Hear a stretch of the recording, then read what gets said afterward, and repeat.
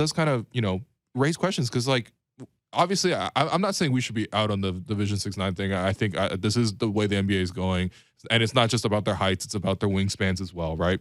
But to me, it's like now that we've seen this experiment for a year and a half now, like, what are some of the lessons here in terms of just like how do you complement that kind of specific roster build? And I think that what you keep coming back to is just you need consistent 3-point shooting, right? Because usually the 6'9" players are not the ones that are consistently delivering 3-point shooting for you, especially not on the Raptors. And then you need a center who will eventually ultimately still plug up gaps at the rim, because otherwise you are rotating a lot, which is not even the idea of the 6'9" thing. The 6'9" thing is the way we conceptualize it is like you switch everything, you keep everyone in front, the way the Celtics play it, the way the Clippers play it. And if Nick's philosophy is I want to double and still bring pressure, that's okay too. But if you want to double and bring pressure, you probably need a 7-footer at the rim to at least make up that gap of mistakes.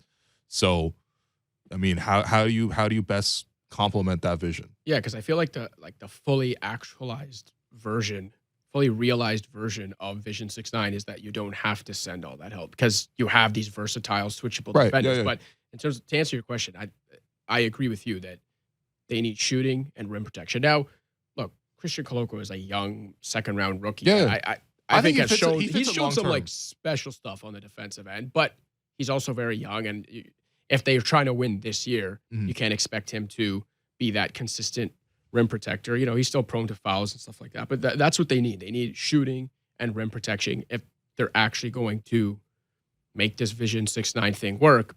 And then even with that, like it wouldn't be, it's not like you'd have 5, 6, 9 guys on the court because you would have a Fred, you'd have a rim protector that's probably 7 feet. But that's what they need to complement this. And again, I will say if Fred and Gary are shooting the way they're capable of shooting, finding more shooting aspect of it is a little less of a priority, I guess, but they need some combination of shooting and rim protection.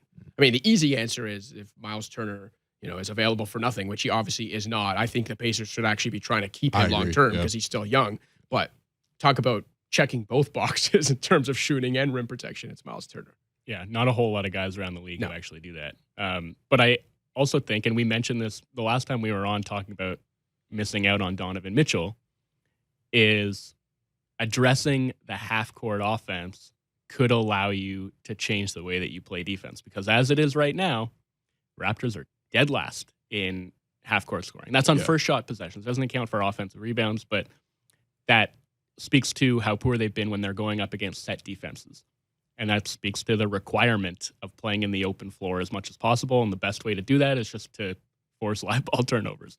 So that's part of it. I think if their half-court offense was humming, then maybe they would feel a little bit more comfortable dialing back the pressure and playing things a little bit more straight up. But I do think that, that requires a lot of different things. And yeah, one of them would be Fred shooting the ball better and Gary shooting the ball better. But I do think there's a little bit more to it than that. And it's like, who's breaking a defense down off the bounce? Like I remember Nick talking before the season started about how he really wanted the Raptors to amp up their rim pressure. Sure. Yeah. And it's like, okay, that's a really nice idea, but A, you got to be able to space the floor in order to like open up those driving lanes and get people to the rim. And then B, like you need to have people who are actually good drivers and finishers. And I think coming into the year, I was like, they have one of those guys. Yeah. In Pascal. That's it. And this year, I think you could maybe add OG to that conversation, but he's emerging. But I mean, again, it's like 1.5, I'd say.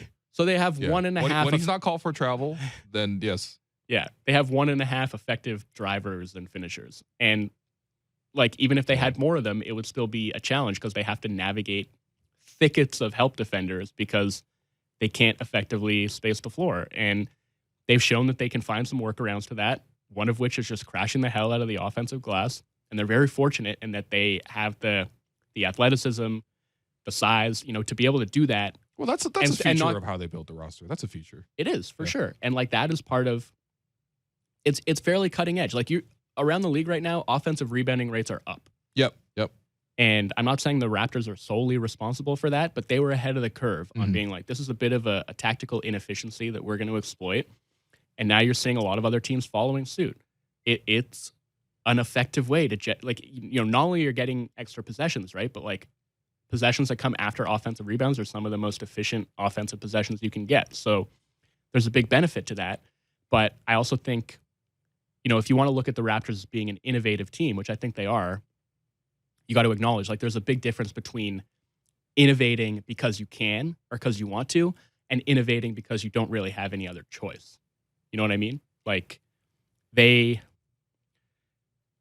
Picasso still had to learn how to draw or paint in the traditional realist style before he went off and like became a pioneer in the abstract. So like you gotta cover off those bases first, I feel like, before you launch into, being that revolutionary, innovative team. And I feel like right now it's like solely out of necessity that the Raptors are doing this stuff.